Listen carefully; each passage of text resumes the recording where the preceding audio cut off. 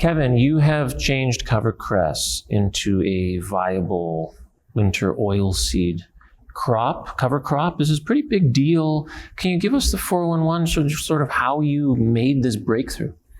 Yeah, so there's actually a lot of different pieces involved in it, but just the real brief answer is, breeding's made some huge gains to take what was a weed and, turn it into a plant that would germinate, establish a stand, and yield well. And then there's a lot of work going into building a system to capture value that's absolutely required to make a crop also. Now you aim to increase production sustainability without increasing your agricultural footprint. That's a challenge to say the least. How do you plan to do that? Yeah, the biggest thing involved with that is just making it convenient for farmers. The people we've worked with are super excited to have the opportunity to make a gain and get some of the benefits of cover crops.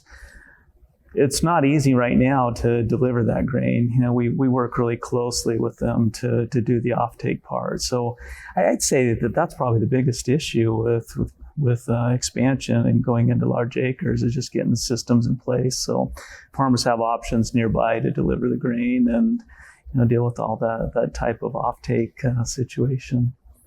So Kevin, I'm from Canada, and I understand there's a bit of a Canadian connection to all this. What does this all mean for the Great White North, as we call it? Yeah, so we're super interested in using CoverCress in systems where we're able to double crop. So that means you can harvest 3 crops in a 2-year period instead of just 2. And so when you move further north, you have to get pretty creative to make that happen. So typically you would have to plant before harvest of the preceding crop.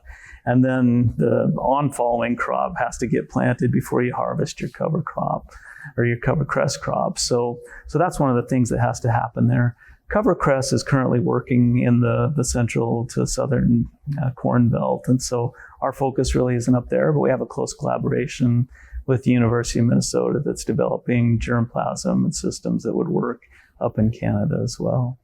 With soybean oil sort of dominating the biodiesel space, how do you plan to expand CoverCress in that sort of an environment? Yeah, so it's true that currently more than 40% of all the feedstock is coming from soybeans. There's so much demand projected to come onto the market that soybeans can't possibly meet it all. It would take tens of millions of acres of additional soybean production.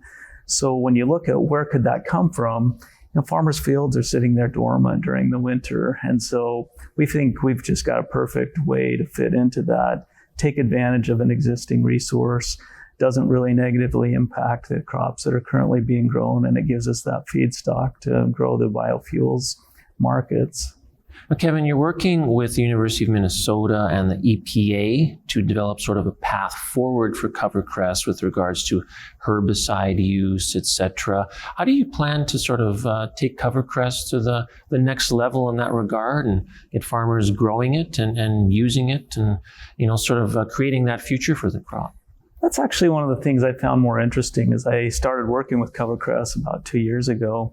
There's a lot more regulation than most people realize. And, in fact, just fitting into a whole cropping system presents a lot of challenges. If you're working with corn or soy, there's already labeling, for example, that enables you to be planted a certain number of months after that particular herbicide or fungicide was used on a preceding crop.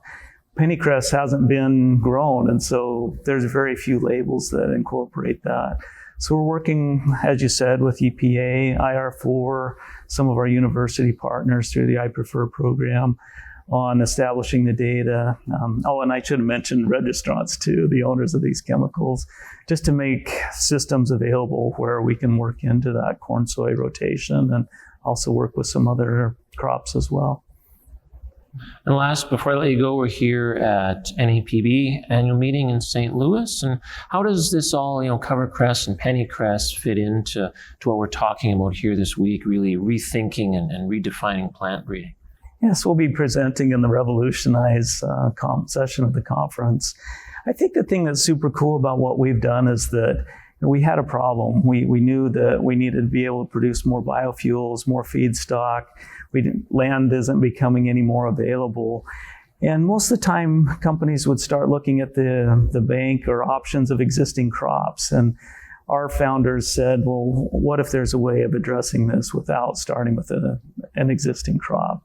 So we started with the weed field pennycress and have made some incredible gains to get there. So in terms of plant breeding, it's just a super cool story to do that evolution of a crop in a very short period of time. Yeah, it is indeed. Thank you so much, Kevin. My pleasure. Thank you.